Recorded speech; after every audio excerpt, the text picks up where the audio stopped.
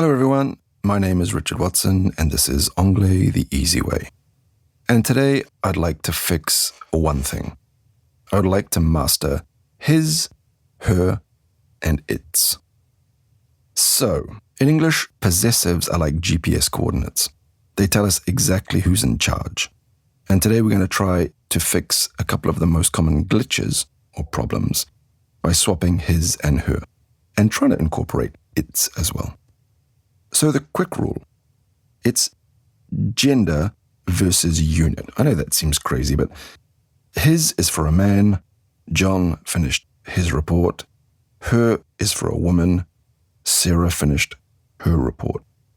Now, in some languages, you use the same word here, where we use his and her. Other languages use one word. And we use the word its with no apostrophe. Be careful, if you add an apostrophe, it is. So its, its, is for a unit or a company or a department or an object, or even an animal, I guess. For example, the company finished its report. Okay, it's not his report, it's not her report, because a company is not a man or a woman. Now, in many languages, the possessive word is based on the object. If the object is feminine, you use one word, and if it's masculine, you use another word. In English, we don't have this kind of gender in our language. We don't care if it's a car, or a table, or a book. We only care about the owner. If the owner is a man, we always use his. If the owner is a woman, we always use her. And if the owner is a thing or a company or an animal, we use the word its. Stop looking at the object. Start looking at the person holding it or owning it. Think of it like a spotlight. The spotlight is always on the person, never the thing. A man has a car, it's his car. A woman has a book, it's her book. A company has a logo, it's its logo. Isn't that a terrible sentence? The company has its own logo. Anyway, let's have a look. If we take a bag, Mark dropped his bag on the muddy floor, but Sarah carefully hung her bag on the back of a chair. Let's look at a phone. He turned off his phone to stay focused in the meeting, while she used her phone to record the entire presentation. What about your parents? This is a common one. He invited his mother to the graduation ceremony, but she decided to fly home to surprise her mother instead. I'll say that one again. That's a hard one for French people. He invited his mother to the graduation ceremony, but she decided to fly home and surprise her mother instead. So mother can be his mother or her mother, depending on the person.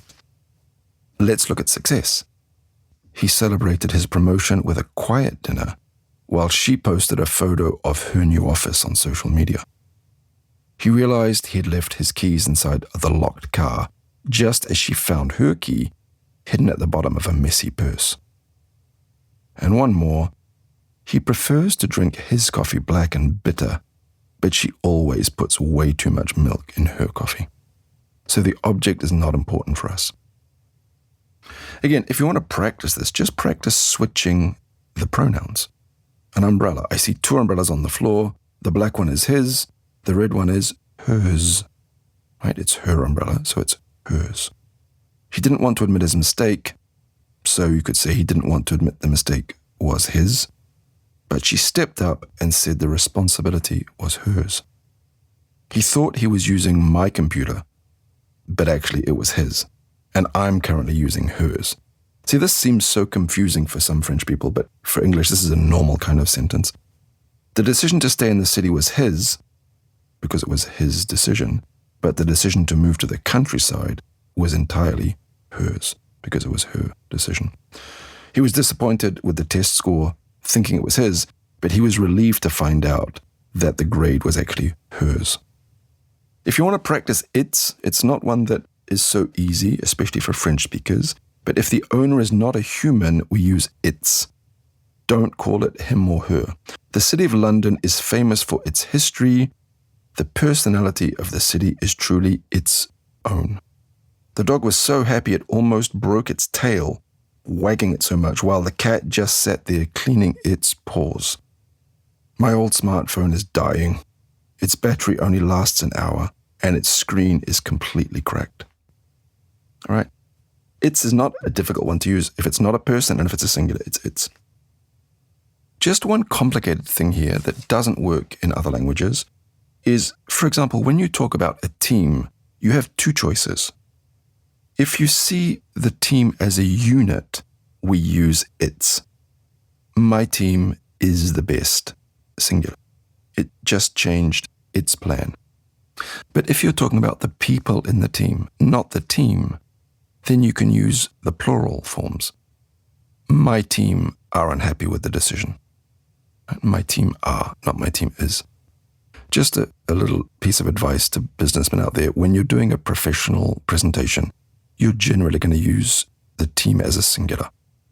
The team is, right? You're not talking about the people. Often we're talking about productivity and things like that.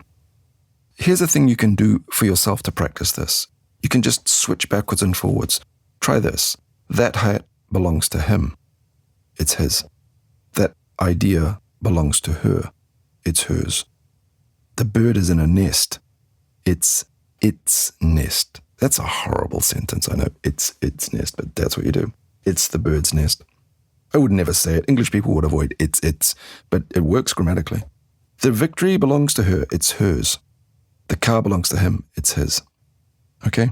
So here's your 24-hour mission for this week.